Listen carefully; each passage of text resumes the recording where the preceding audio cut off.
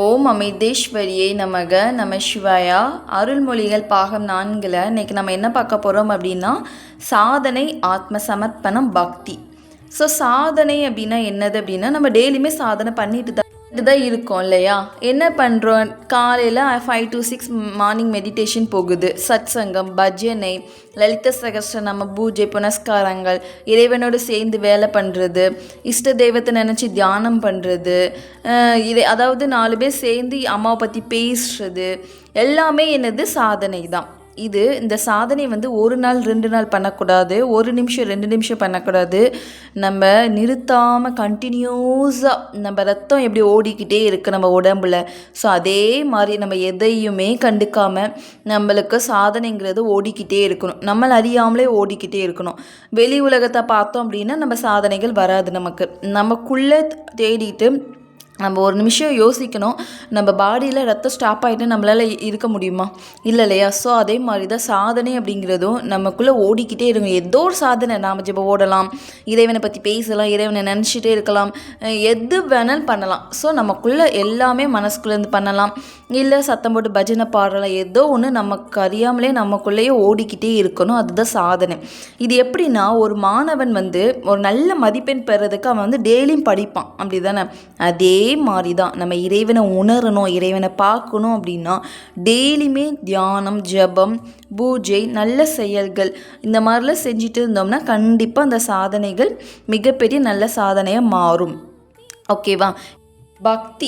பக்தினா என்னது? இறைவன் மீது அன்பு செலுத்துறது. நீ இல்லைன்னா நான் இல்லை, நீ உன்னோட நான் இருக்கணும், உன் கூடயே பழகணும், உன் கூடயே சிரிக்கணும், உன் கூடயே தூங்கணும் அப்படின்னு சொல்லிட்டு நம்ம அன்பு எல்லாத்தையுமே இந்த மனிதர்கள் மீது வைக்கக்கூடிய அன்புகள் அனைத்துமே இறைவன் மீது வைக்கணும்.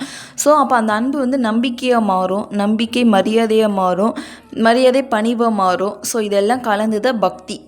பக்திங்கிறது ஒரு குழந்தை ஒரு தாய்கிட்ட என்னெல்லாம் பண்ணோமோ அதே மாதிரி தான் இங்கே நாம் ஒரு இறைவன்கிட்ட பண்ணிகிட்ருக்கோம். அது எந்த பாவனாலும் எடுத்துக்கலாம். அம்மா அப்பா பாவம் எடுத்துக்கலாம், குழந்தை பாவம் எடுத்துருக்கலாம், கணவன் பாவம் எடுத்துருக்கலாம். ஸோ நம்ம எனது மானிட பிறவியில் நம்ம என்னென்ன உறவுகள் வைத்து நம்ம வாழ்ந்துட்டு இருக்கோமோ அத்தனை உறவுகளையுமே நம்ம இறைவன் மீது செலுத்தி அந்த அன்பு, அந்த நம்பிக்கை, மரியாதை எல்லாமே இறைவன் மீது செலுத்தி இறைவனையே தஞ்சம் இடிஞ்சு நம்ம வாழ்ந்துட்டுருக்கோம் இல்லையா. இது ஒரு வித பக்தின்னு சொல்கிறாங்க. இது பிரேம பக்தி. ஓகேவா. இந்த பக்தி எப்படின்னா முழுவதும் பியோர் அன்பாக தான் இருக்கும். ஃபுல்லாக நீ சாப்பிட்டா நான் சாப்பிடுவேன், நீ சாப்பிட மாட்டியா நானும் சாப்பிட மாட்டேன், நீ என்னை நோட் பண்ணிகிட்டே இருக்கியா நான் என்ன பண்ணுறேன்ட்டு, ஓகே அப்படி நம்ம எது பண்ணுறோமோ, நம்ம மனிதர்கள்கிட்ட என்ன பண்ணுறோமோ அத்தனை இறைவன்கிட்ட பண்ணுறோம் இல்லையா. ஸோ அதுதான் பக்தி. இப்போ பாரு, என்னை பார்த்து சைட் அடிச்சுட்டே இருக்கான் கிருஷ்ணா. அப்போது நமக்குள்ள ஒரு உணர்வுகள் வருது இல்லையா, அந்த உணர்வுகள் தான் இறைவன். இப்போ நான் இப்படி சொல்கிறேன், கண்டிப்பாக கிருஷ்ணா பக்கத்தில் தான் இருக்கான், சைட் அடிச்சுட்டு தான் இருக்கான், நான் பேசுகிறத பார்த்துட்டு தான் இருக்கான். ஸோ இதுதான் இறைவனை நினைக்கிறது. எப்போவுமே நம்ம என்னென்ன நினைக்கிறோமோ அது இறைவன்கிட்ட போட்டுடணும். ஸோ அதுதான் இறைவன் நம்ம கூட அப்படி பேசி இறைவன் கூட கம்யூனிகேட் பண்ணுறது தான். இது ஒரு வித பக்தி. இதுதான் பிரேம பக்தின்னு சொல்கிறாங்க. அந்த பிரேம பக்தியில் முழுவதும் அன்பு மட்டுமே நிலைச்சி இருக்கும். ஓகே. இது என்னது அப்படின்னா ஆத்ம சமர்ப்பணம். என்னுடைய வாழ்க்கையே, ஊன், உயிர், உடம்பு, செயல் அனைத்துமே என்னுடைய இறைவனுக்காக அப்படின்னு சொல்லிட்டு வாழ்கிறது தான் ஆத்ம சமர்ப்பணம். ஃபுல்லாக சரணாகதி அடைஞ்சிடுது. எனக்கு எதுவுமே வேண்டாம், எனக்கு நீ மட்டும் போதும், இந்த உலக மாயையில் நான் சிக்க விரும்பலை, திருப்பி பிறவி எடுத்து நான் துன்பக்கடலை மிதக்க விரும்பலை அப்படின்னு சொல்லிட்டு இப்படி ஒரு வகையில் இறைவன்கிட்ட தஞ்சம் அடையலாம். இன்னொன்று, அவங்களுக்கு நிறைய ஞானம் கிடச்சி தஞ்சம் அடையலாம். உண்மை எது அப்படின்னு சொல்லிட்டு அனலைஸ் பண்ணி அவங்க சில பேர் வருவாங்க, அவங்களும் இறைவன்கிட்ட சரணாகதி அடைஞ்சிடுவாங்க. ஸோ நிறைய விதம் இருக்குது சரணாகதி அடைகிறது. சரணாகதி அடைகிறது எப்படி யார் எப்படி அடைவாங்கன்னு தெரியாது இல்லையா. ஸோ அது அம்மாவே சொல்லியிருக்காங்க, அது தெளிவாலாம் சொல்ல முடியாது அப்படின்னு இருக்காங்க. அது எப்படின்னா எல்லாமே இறைவனுக்காக பண்ணும்போது ஒரு குழந்தை என்னுடைய அப்பா என்னை பாதுகாக்கார் அப்படின்னு சொல்லிட்டு முழு நம்பிக்கையோட அப்பா கையை பிடிச்சிட்டு போகும் இல்லையா. அதே மாதிரி தான் நாமளும் என்னுடைய இறைவன் என்னை காப்பாற்றுவாங்க அப்படின்னு சொல்லிட்டு சுற்றி இருக்கிறவங்க காயப்படுத்தினாலோ கஷ்டப்படுத்தினாலும் எதையுமே கண் கலங்காமல் என்னுடைய இறைவன் என்னை காப்பாற்றுவாங்கன்னு சொல்லிட்டு கைப்பிடிச்சி கோர்த்து ஒவ்வொரு நாளும் இறைவனோடு ட்ராவல் பண்ணும்போது நம்மளுக்கு அந்த மாயையில் சிக்க மாட்டோம், வலிகளும் வராது. ஏன்னா மாயையில் சிக்கக்கூடிய வலிகள் உலக வாழ்க்கையில் இருக்கக்கூடிய வலிகள் எல்லாம் ஒரு வித வலியே கிடையாது. இவ்வளோ நாள் ஏதோ தெரியாமல் அனுபவிச்சிட்டோ, தெரியாமல் கஷ்டப்பட்டுட்டோ, தெரியாமல் மாயையில் மூழ்கிட்டோம், இனிமேலும் இந்த மாயையில் மூழ்க நான் விரும்பலப்பா அப்படின்னு சொல்லிட்டு இறைவனோடு ட்ராவல் பண்ணுறது தான் புத்திசாலித்தனம். ஓகேவா? ஸோ இதுதான் ஆத்ம சமர்ப்பணம், சரணாகதி, டோட்டல் சரண்டர். எனக்கு எதுவும் தெரியாது, அனைத்தும் இறைவனுக்காகவே அப்படின்னு சொல்லிட்டு வாழ்கிறது தான் ஆத்ம சமர்ப்பணம். ஓகே, இப்போ ரீட் பண்ணுற அப்புறம் என்னென்னு பார்க்கலாம். அம்மா என்ன சொல்கிறாங்கன்னு பார்க்கலாம். கடற்கரையிலிருந்து திரும்பி வந்ததும் அம்மாவும் பக்தர்களும் தாங்கள் தங்கியிருந்த விடுதியின் ஒரு மண்டபத்தில் பஜனை பாடினார்கள். கொஞ்சம் பெரிய கூட்டம் பஜனையை கேட்கவும் அம்மாவின் தரிசனம் பெறவும் வந்து கூடியது. இரவு 9 மணிக்கு பஜனையும் தரிசனமும் முடிந்தது. அம்மா அறைக்கு திரும்பினார். சில நல்ல சாதகர்களும் தனியாக அம்மாவை சந்திக்க விரும்பிய சில பக்தர்களும் அவருடைய அறைக்கு வந்தார்கள். அம்மா தன் அறைக்கு முன்பிருந்து தாழ்வாரத்தில் வந்து அமர்ந்து அவர்கள் எல்லோரையும் தனக்கு முன் உட்காருமாறு அழைத்தார். எல்லோரும் அம்மாவை வீழ்ந்து வணங்கிட்டு அமர்ந்தார்கள். சிறிது நேர சாதாரண உரையாடலுக்கு பிறகு ஒரு சாதகர் அம்மாவிடம், அம்மா, ஒருவனது சாதனை எப்படி அமைய வேண்டும் என்று கேட்டார். அம்மா, குழந்தைகளை, நீங்கள் விரும்பும் எந்த மார்க்கத்தையும் நீங்கள் பின்பற்றலாம். ஒரே வழியை எல்லோருக்கும் உபதேசிக்க முடியாது. ஒவ்வொருவரின் உடல் மன வலிமைக்கு ஏற்ப உபதேசிக்க வேண்டும். அது பல்வேறு நோய்களுக்கும் பல வகையான மருந்துகளை ஒரு மருத்துவர் தருவது போன்றது. ஒரே மருந்தை எல்லா நோய்களுக்கும் கொடுக்க முடியாது. மருந்தும் அதை அருந்துவதற்கான அளவும் ஆளுக்கு ஆள் வித்தியாசப்படும். அதே முறையை கடவுளை காண நாம் செய்யும் ஆன்மீக சாதனையிலும் கடைபிடிக்க வேண்டும். ஒவ்வொரு மனிதனும் மற்றவனிடமிருந்து வித்தியாசப்பட்டு இருக்கின்றான். எனவே அவனுடைய சொந்த ஆன்மீக வளர்ச்சிக்கு எது பொருந்துமோ அந்த வழியை அவனுக்கு காட்ட வேண்டும். ஆன்மீக சாதனை தான் உலகாயத நோய்களை நீக்குகின்ற மருந்து. கொடுக்கும் மருந்தும் பின்பற்றும் வழியும் சரியாக இல்லாவிட்டால் தவறான மருந்து நோயாளிக்கு கெடுதல் செய்வது போல் இதுவும் கெடுதல் செய்யும். லட்சிய போதம், அதாவது நாம் அடைய வேண்டிய லட்சியத்தை பற்றிய சரியான அறிவும் அத்துடன் பொறுமையுடன் கூடிய முயற்சியும் தேவையாகும். ஆரம்பத்தில் கடவுளின் உருவத்தின் மீது தியானம் செய்ய வேண்டும். பிறகு அந்த உருவத்தை தாண்டி செல்ல வேண்டும். இந்த நிலையை அடைவதற்கு வெறும் சாத்திரம் படிப்பதும் அவைகளை ஆராய்ச்சி செய்வது மட்டும் போதாது. நான் எதற்காக இவைகளை படிக்கிறேன்? என் வாழ்வில் நான் அடைய வேண்டிய உண்மையான லட்சியம் என்ன என்று சிந்திக்க வேண்டும். நீ என்ன வேலை செய்து கொண்டிருக்கிறாய் என்பது பற்றி அக்கறை வேண்டாம். எப்போதும் மனதை கடவுளின் மீது வைக்க முயற்சி செய். இதன் மூலம் நீ மன முதிர்ச்சியை பெறுவாய். அப்போது யாராவது உன்னை கடுமையாக இழிவுபடுத்தும் வார்த்தைகளால் திட்டினால் கூட நீ அமைதியோடும் எந்தவிதமான கோபம் இல்லாமலும் மிகுந்த திருப்தியோடும் இருப்பாய்.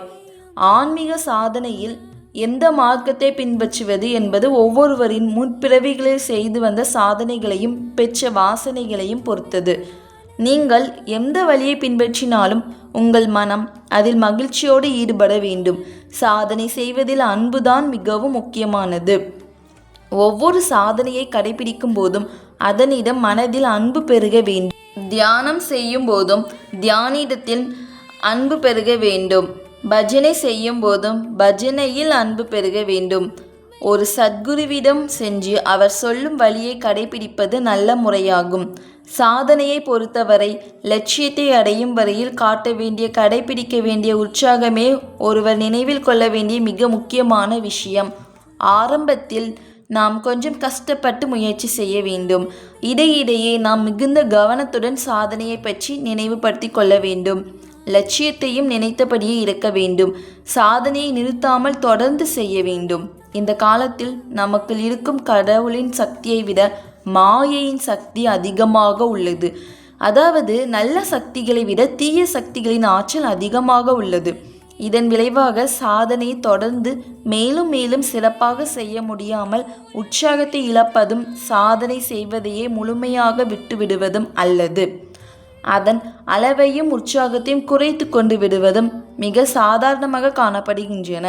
அதனால் நீங்கள் சாதனைகளை விடாமல் தொடர்ந்து எவ்வளவு முடிகிறதோ அவ்வளவு செய்ய வேண்டும்.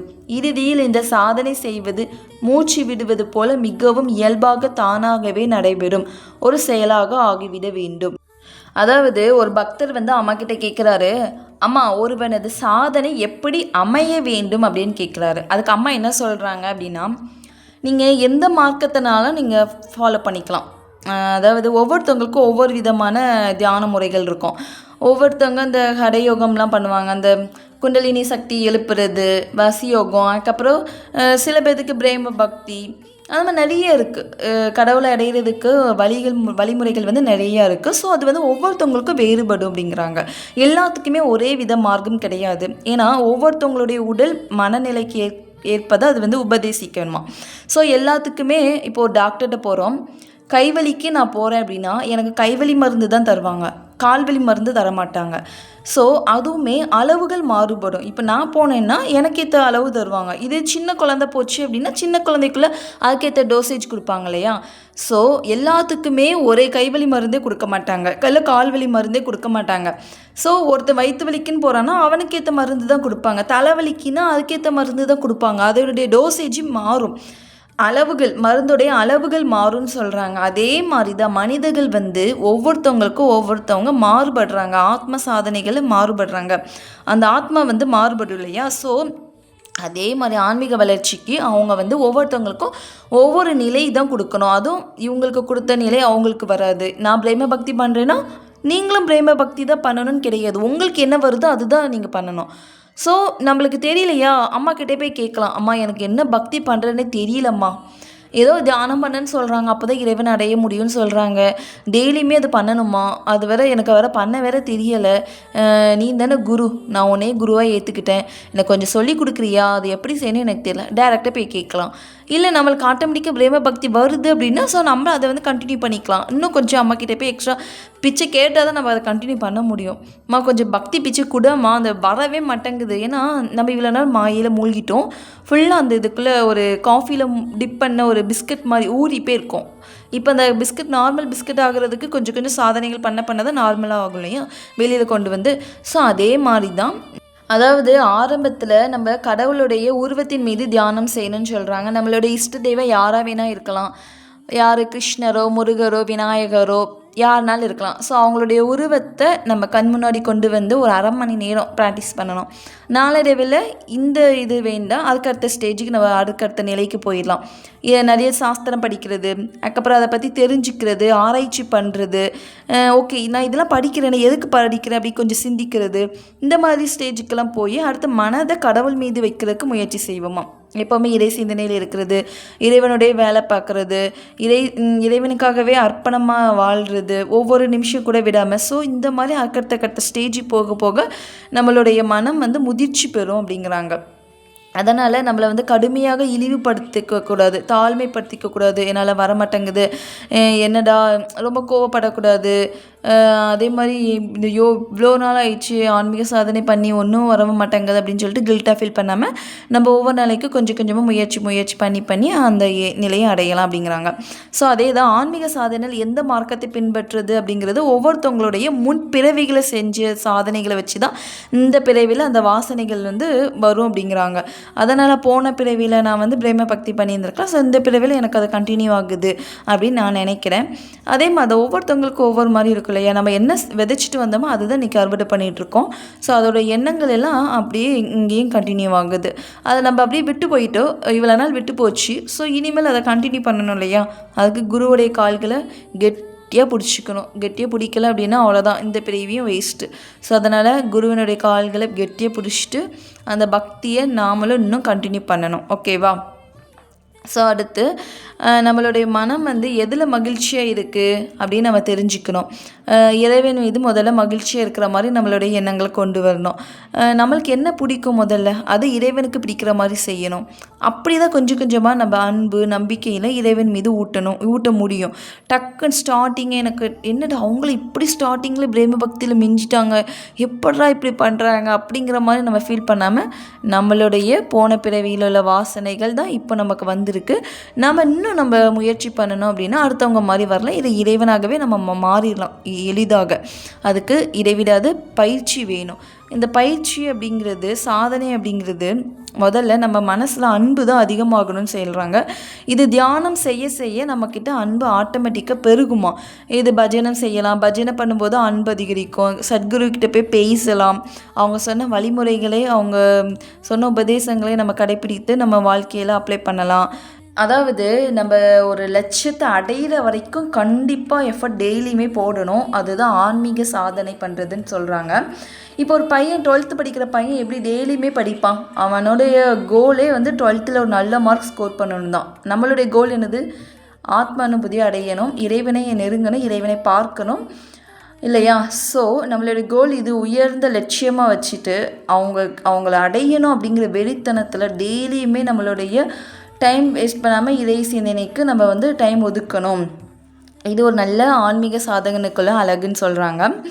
அடுத்து ஆரம்பத்தில் கொஞ்சம் கஷ்டமாக தான் இருக்கும், போக போக தான் அது ஈஸியாக வரும்னு சொல்லிட்டாங்க முதல்ல அம்மா. ஏன்னா கடவுளின் சக்தியை விட இங்கே மாயையின் சக்தி தான் அதிகமாக இருக்கு இல்லையா? அதாவது தீய சக்தி சுற்றி எல்லாருமே மாயையில் இருப்பாங்க. நம்ம மட்டும் ஆன்மீக சாதனை பண்ணால் கொஞ்சம் டிஃப்ரெண்ட்டாக தான் பார்ப்பாங்க. நமக்கு கொஞ்சம் ஒரு மாதிரி தான் இருக்கும், நம்மளும் கொஞ்சம் அங்கே போய் என்ஜாய் பண்ணிட்டு வரலாமேன்னு கொஞ்சம் எண்ணங்கள் கூட வரலாம்.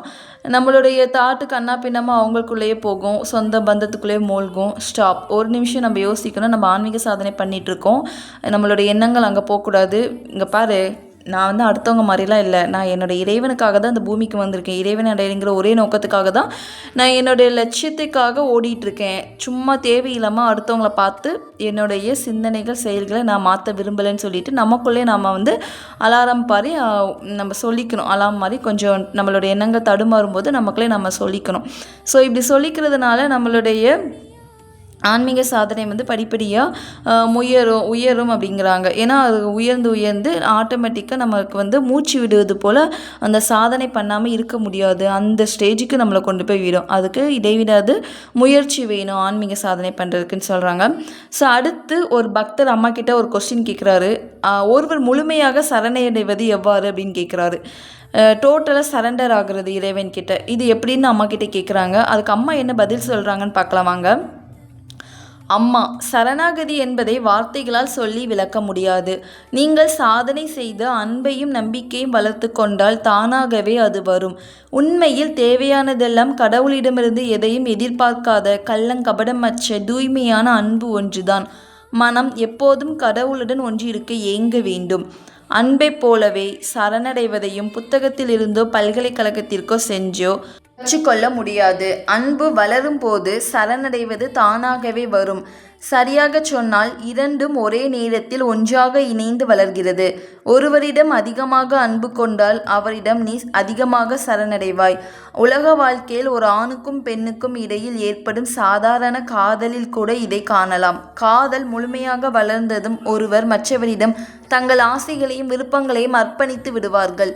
அவர்களுடைய விருப்பமே அவனுடைய விருப்பமாகும், அவனுடைய விருப்பமே அவளுடைய விருப்பமாகும் ஆகிவிடும். சரணடைவது என்றால் ஒருவரிடம் தன்னை முழுமையாக ஒப்படைத்து விடுவதாகும். ஒருவர் தன்னுடைய தனித்தன்மையை விட்டு விடுவதாகும், தன்னுடைய விருப்பு வெறுப்புகளை விட்டு விடுவதாகும்.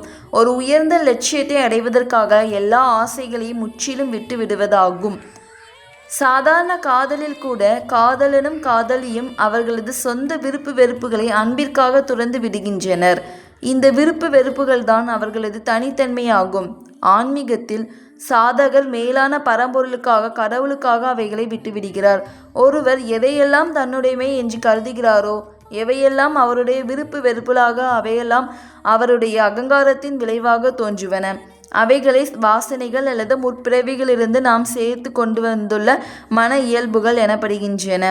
எதையெல்லாம் நம்முடையது என்றும் நாம் சொந்தம் கொண்டாடுகிறோமோ அவையென்றும் உண்மையில் நமக்கு சொந்தமானதல்ல.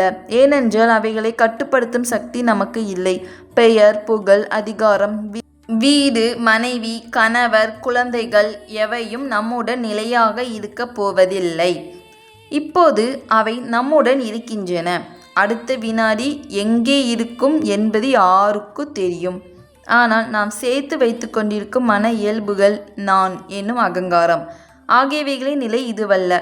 இந்த அகங்காரம் நமக்கே சொந்தமானது, நமக்கே உரிமையானது. இதற்கு வேறு யாரும் சொந்தம் கொண்டாட முடியாது. எனவே உண்மையாக சரணடைவது என்றால் கடவுளின் திருவடியில் இந்த நான் எனும் அகங்கார உணர்வை சரணடைய வைப்பது தான்.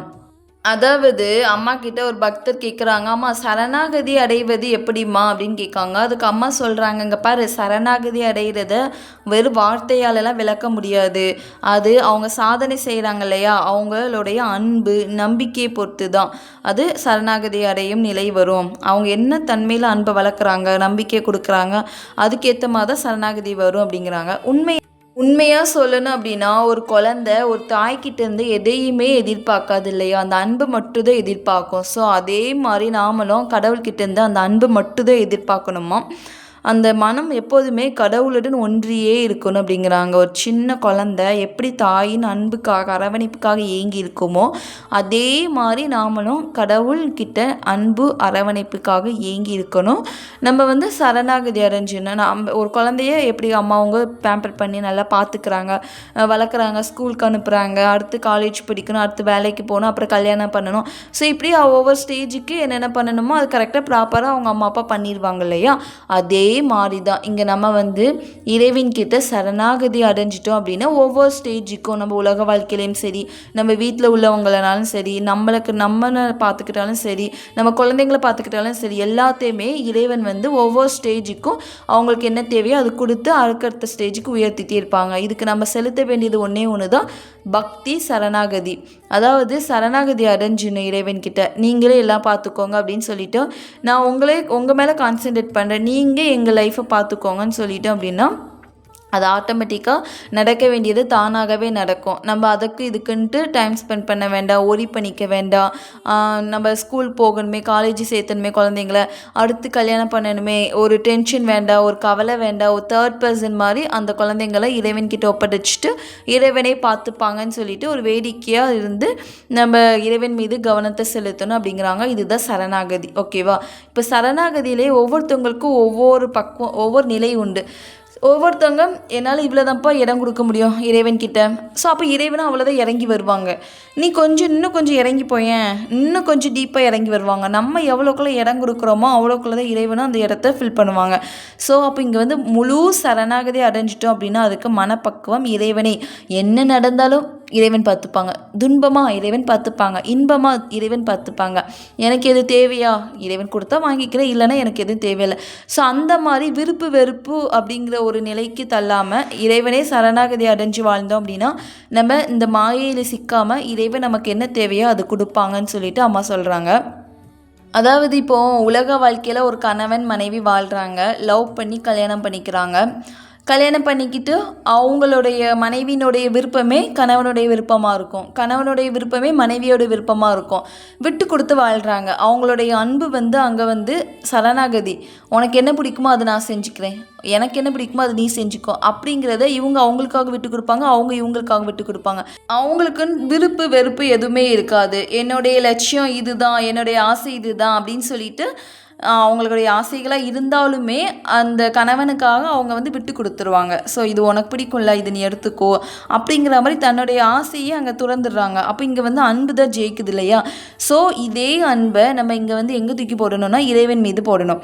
இந்த கணவன் மனைவி குழந்தைங்க சுற்றி இருக்கிற உறவினர்கள் மீது போடாமல் நம்ம இறைவன் மீது அந்த பந்த பாசத்தை காட்டினோம் அப்படின்னா நமக்கு என்ன சொல்கிறது, இறைவன் மீது தான் அதிகமான அந்த அன்பு அரவணைப்பு கிடைக்கும். மனிதர்கள் கூட ஒரு டைம் ஏமாற்றுவாங்க, நம்பிக்கை துரோகம் பண்ணுவாங்க, மனஸ்தாபம் ஏற்படும்.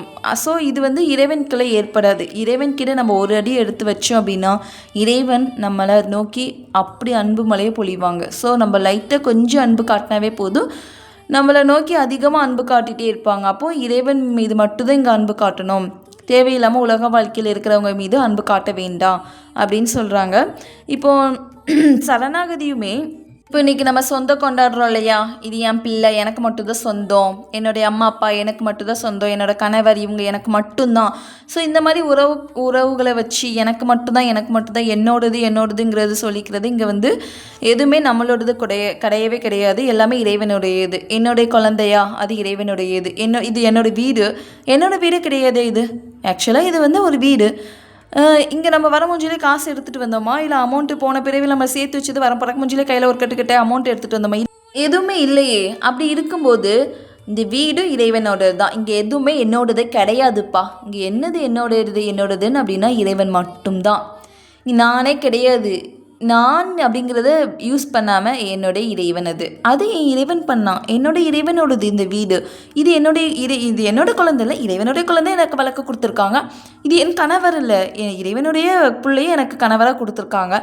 ஸோ எந்த சொந்த பந்தம் எல்லாத்தையுமே நம்ம இறைவனோடது என்னோடதுன்னு சொல்கிறோம் இல்லையா, இங்கே இறைவனோடதுன்னு போட்டு, அதாவது பெயர், புகழ், அதிகாரம், வீடு, மனைவி எல்லாமே நம்மளோடதே சொல்லிகிட்டு இருக்கோம். இன்னைக்கு அதிகாரம் பண்ணுறோம். ஒரு இடத்துல போயிட்டு நான் செஞ்சேன், நான் தான் அந்த சட்டத்தை வச்சேன். இங்கே பாரு, யார் வச்சா? இது யாரோடது? இறைவனோடது.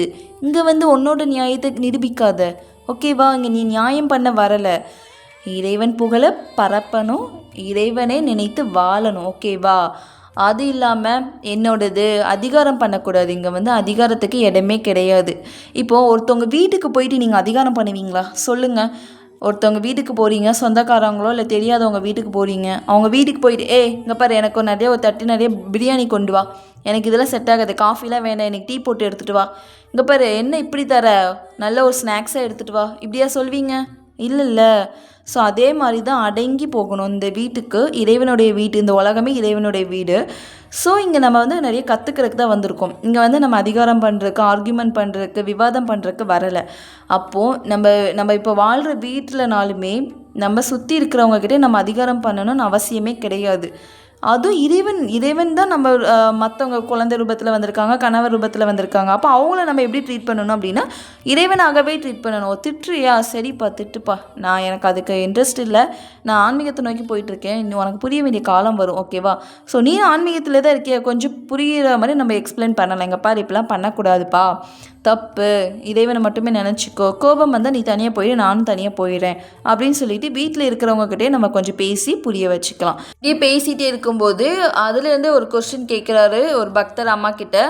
அம்மா, அன்பை பல்கலைக்கழகத்தின் மூலமோ அல்லது புத்தகத்தில் இருந்தோ கற்றுக்கொள்ள முடியாது என்று கூறினீர்கள். ஆனால் தெய்வீக அன்பை பற்றி படிக்கும் போதும் கேட்கும் போதும் நாம் உற்சாகமும் ஊக்கமும் அடைகிறோம் இல்லையா? ஸோ என்ன கேட்குறாங்க அப்படின்னா, அம்மா இந்த பல்கலைக்கழகத்திலேருந்து அல்லனா புத்தகத்திலேருந்து கற்றுக்கொள்ள முடியாது அப்படின்னு சொல்லிட்டு சொன்னீங்கல்ல அன்பை, ஆனால் தெய்வீக அன்பை படிக்கும்போது மட்டும் உற்சாகம் எங்கேருந்து வருதுன்னே தெரில, ஊக்கமும் அடைகிறோம், ரொம்ப சந்தோஷமாக இருக்குது, அது எப்படி அப்படின்னு கேட்குறாங்க. அதுக்கு அம்மா, ஆமாம் நிச்சயம்தான், அது ரொம்ப சந்தோஷமாக தான் இருக்கும், அந்த உற்சாகத்தை நம்ம உடனே அடைகிறோம் அப்படின்னு சொல்லிட்டு கண்டினியூவாக பேசுகிறாங்க. அம்மா என்ன சொல்கிறாங்கன்னு பார்க்கலாம். அம்மா, நிச்சயமாக அடைகிறோம் என்றார். தொடர்ந்து புத்தகத்தை படித்தோ அல்லது பிறர் சொல்வதை கேட்டோ ஒருவனுக்கு உற்சாகம் தோன்றும்.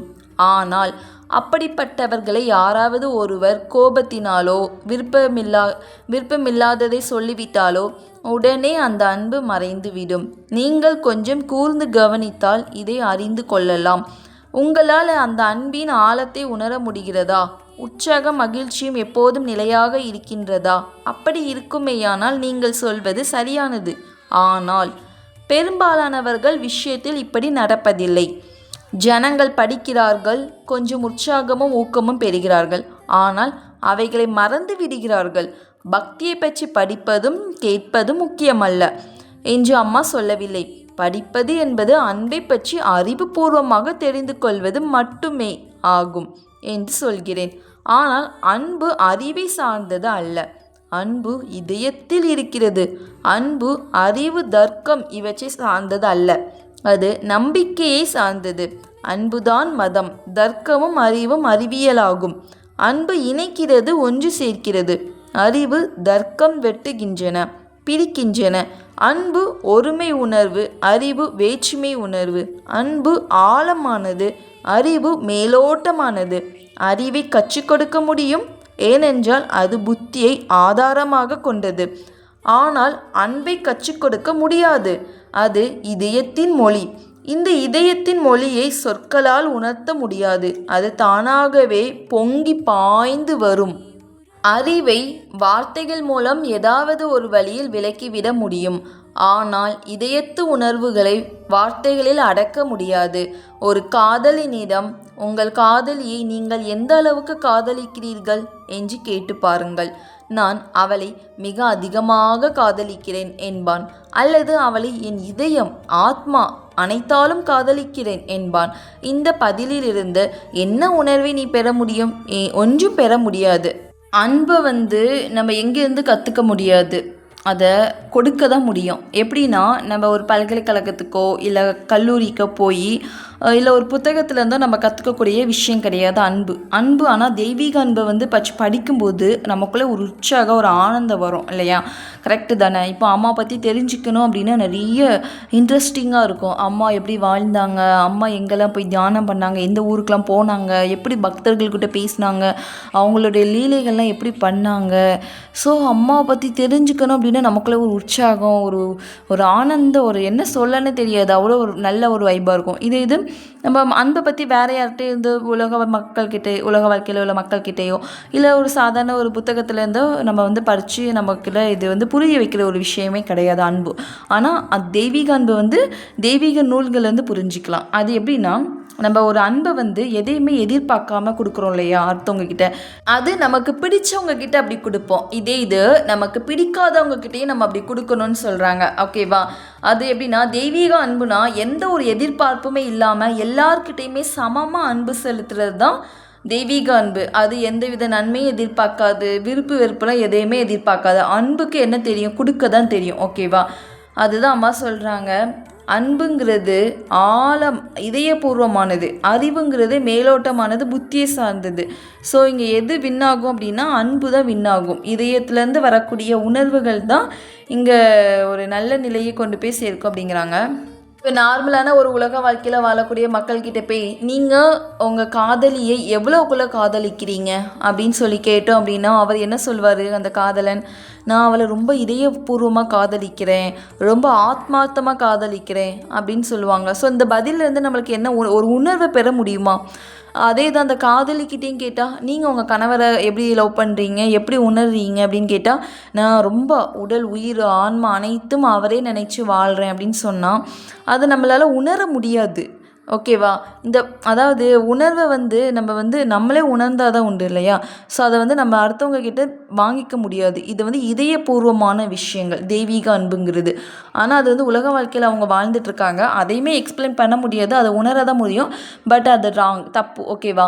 இதை அவங்க கடவுள் மீது போட்டாங்க அப்படின்னா அது பர்ஃபெக்ட் 100%. இப்போ ஒரு குழந்தை தவறு செய்யுது, ஆனால் அதை தாய் வெறுப்பாங்களா? வெறுக்கவே மாட்டாங்க. எவ்வளோ தவறு அங்கே சுயநலம் மேலோங்கி நிற்கிது. பையன் அங்கே விருப்பு வெறுப்பு மேலோங்கி நிற்கிது. ஏன்னா எல்லாத்துக்கிட்டேயும் அவங்க அன்பு காட்டலை. அவங்க பையன் மீது வச்சுருக்கிற பற்றுனால அங்கே அன்பு மேலோங்கி நிற்கிது. இது சூரியனை எடுத்துக்கோங்க. இது நல்லவங்க மட்டும்தான் வெளிச்சம் கொடுக்குதா?